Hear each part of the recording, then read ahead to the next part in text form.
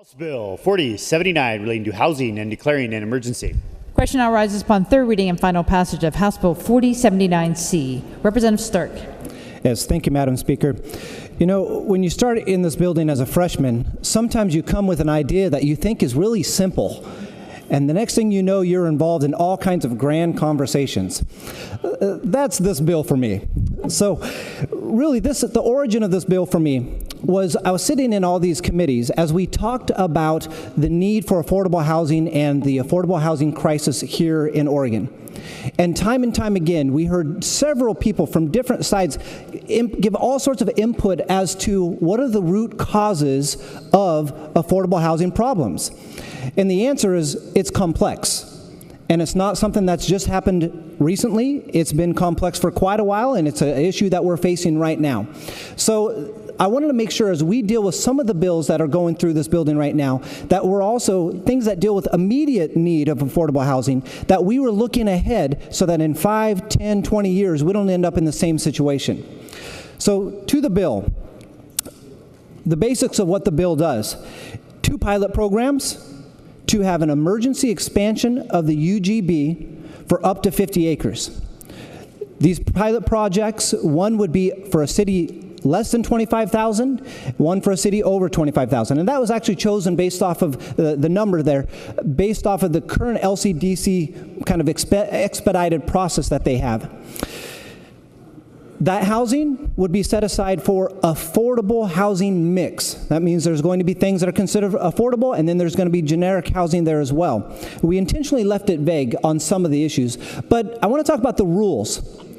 The rules for this bill, the rules for this pilot program will be written by LCDC. So they have the ability to put in some really strong side rails for this bill as we move forward and for these pilots. And one of the things that we talked about and we clarified in the bill is that we expect LCDC to specify affordable housing efforts that the city has already undertaken. And when we talked in committee about this, there's a great table right now that is used for affordable housing called Table 5. And we couldn't actually put Table 5 into the bill because next year Table 5 might be Table 6 or Table 7 or Table 2. But the whole idea is that there are affordable housing efforts that need to be made right now, and there's a guideline for that already that people should be making before even applying for this project. So LCDC gets to make sure that those are written into the rules. So what this looks like is basically you would have a city, a developer, and a landowner who get together and they say, look, we don't have appropriate affordable housing, affordable land within our UGB. So they get together and they make a proposal, and they take that proposal to LCDC, who's already written the rules by that point. And then LCDC would say, yes, you do or don't qualify, and give the final stamp of approval. That's how this would work. A lot of people would be having to work together to make it happen. So I wanted to take a minute, though, and play a little game of Mythbusters. There have been a lot of comments about what this bill supposedly does, and I'm going to share with you some of those comments and then cite the specific bill and clarify for you on some of the things. One of the things that has been said is that this bill will first pave over precious farmland. That's not accurate. Okay, the bill specifically prohibits in Section 8(2) cities from bringing high-value farmland into their UGB. It also directs LCDC to select projects that avoid impacting farm and forest uses. Another thing, there are a lot of places for residential development adjacent to the UGB that are not farm and forest lands. There might be a gravel pit. There's all sorts of stuff out there that is not farm and forest lands. And remember, nobody is forced to do this project. It's completely voluntary, and you have to have the property owner, the developer, and the city all involved. Another claim that's been made about this bill is that it will let cities duck responsibility for affordable housing. That's not accurate. Under the bill, LCDC would be required to select pilot project sites in cities that have demonstrated they already made efforts to accommodate and develop affordable housing inside their UGB. And by the way, if you want to look specifically, I was talking about that just a moment ago. That's in Section 4 and also in Section 5. Current land use laws require cities to have an adequate supply of land inside their UGB. But even those who still have some vacant land, it's often extremely expensive, especially short on supply and affordability in some of our small rural communities. So 4079 is very limited and it's very modest.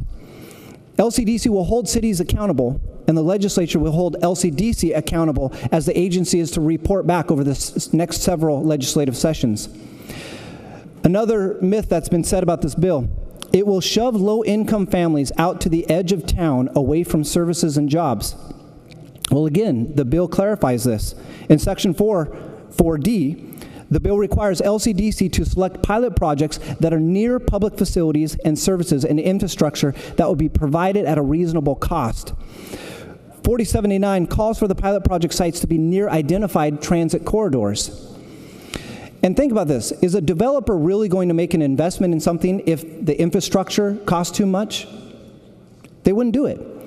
I've taken a little bit of offense. I've heard a few times that this is going to create a bunch of ghettos way out in the middle of nowhere. First of all, we're talking about 2 pilot programs. That's not a bunch. And the second thing is, remember, this is an affordable housing mix. It's not just affordable housing. And it can look different dependent on the project. So in no way are we going to allow something to build a ghetto out there. And to do so kind of, or even to say that, bothers me.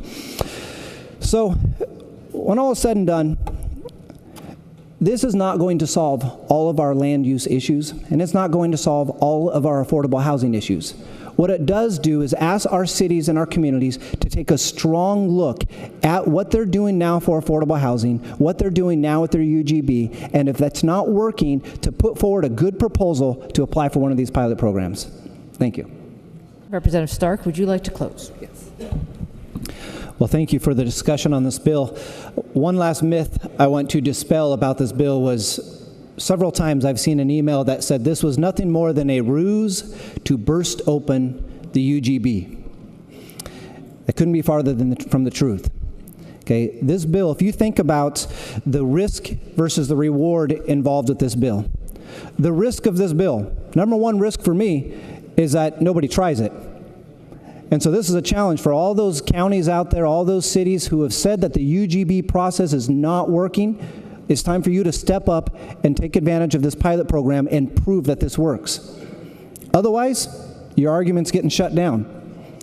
For the other risk with this bill is, let's just pretend for a moment that somehow we got LCDC, the counties, and everybody involved, everyone, to completely ignore all the safeguards that we put into this. And we actually went out and bulldozed over some farmland. Let's just pretend that everybody lost their sanity for a moment and we attempted, and that's what happened. That would affect, this bill proposes to affect, out of the 1.2 million acres of farmland here, it affects 0.0006% of that. And that's if they ignored every single possible safeguard and rule. It's a pretty small risk. But the reward, on the other hand, number one, the affordable housing reward, is hopefully communities, as we put this bill forward and they consider whether or not they should do this pilot project, hopefully they take a good, strong look at what they're doing and they are inspired to utilize the tools that they have to increase affordable housing within their UGB. That would be reward number one. Reward number two is that we actually have an opportunity to take the streamlined process that has currently been worked on, and we figure out a way to make it an expedited process, and that counties and cities come forward with innovative ideas on how to preserve the delicate balance between affordable housing and our beautiful land. Thank you, Madam Speaker.